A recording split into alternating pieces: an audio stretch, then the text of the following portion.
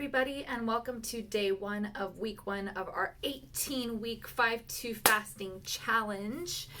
If this is the first time you've ever done one of these challenges with me or ever seen one of my challenges, then I'm just going to go over briefly how I'm going to format this. So these videos I'm going to post each day of the fasting portion of the challenge. So each day that I'm fasting, I will post, and the title will be, for example, today's day one, week one of the specific challenge. And then if I'm going to be addressing a particular issue within the video, I will put that in parentheses at the end.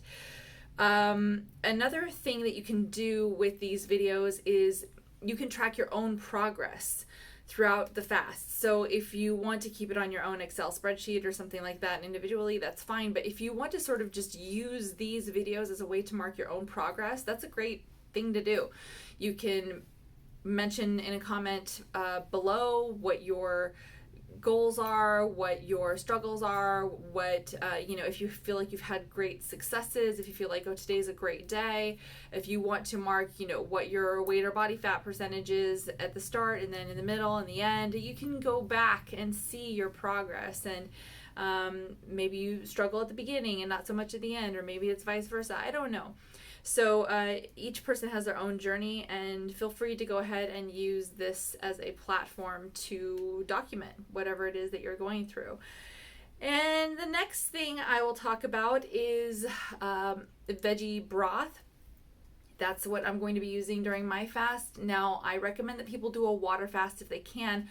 Most people in clinical studies, it's shown that most people have energy when they undergo a fast, and I think that's fantastic. I am not one of those people. I am in the smaller percentage of people who get really, really tired. So I make my own veggie broth and I add some electrolytes. I do not use bone broth. I do not advocate using bone broth. Bone broth is not good for you. I don't care what all the bro science says on the internet. The actual real research shows that it is not good for you. And also it is not good for a fast. There's quite a bit of protein and fat that ends up getting into the water when you make a bone broth. So I don't recommend that. Also, if you do a store-bought veggie broth, a lot of those add sugar. So I just make mine at home, and then as soon as I'm done creating that video, I will post it right up here. But it'll take a little bit for me to do that video because that video is going to be fully edited. Speaking of which, these challenge videos that I make, I do not edit because that takes so much time for me, and I just want to get it out there for you guys so that we can all be on this journey together. Also, if you want to sort of delay watching my videos until you're doing your day one of your fast or your day two of your fast, etc., that's fine. It's totally, completely up to you. If you want to know what I eat on my non-fasting days, I'm happy to address that very quickly.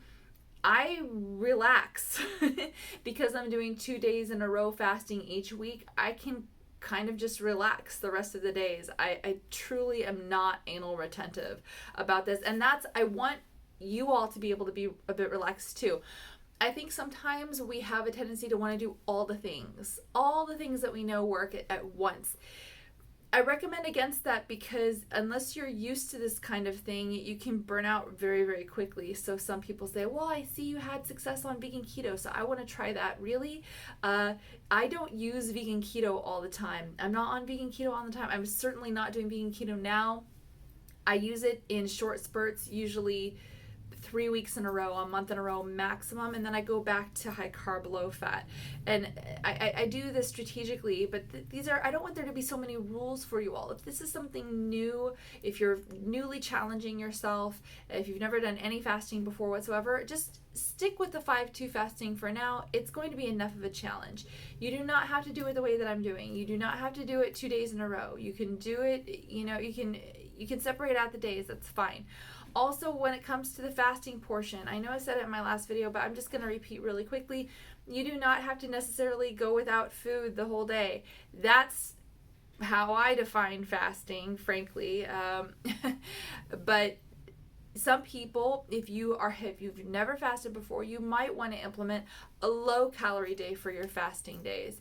And on the 5-2 fast diet, according to the book that is written by Michael Mosley, he allows, I think the new version allows up to 800 calories in your fasting day. It started out with 500 to 600 calories depending on whether you were female or male, and then now I read recently in a brief article that he allows up to 800 calories. Now for me, I just go without calories because I don't like to tease myself with the food. I find that it's a lot easier just for me to go without, drink my veggie broth and be done with it.